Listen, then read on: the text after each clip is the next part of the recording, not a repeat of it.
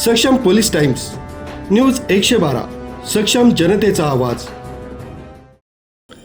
6 ते 7 जणांच्या टोळक्यानं हातात कोयते, लोखंडी रॉड व बॅट घेऊन बुधवारी मध्यरात्री परिसरात आरडाओरड शिवीगाळ करत घरांवर, वाहनांवर कोयते मारून दहशत माजवली।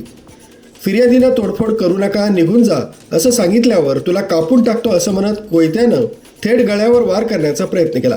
ही घटना उत्तमनगर, राजरत्ननगर परिसरात घडली।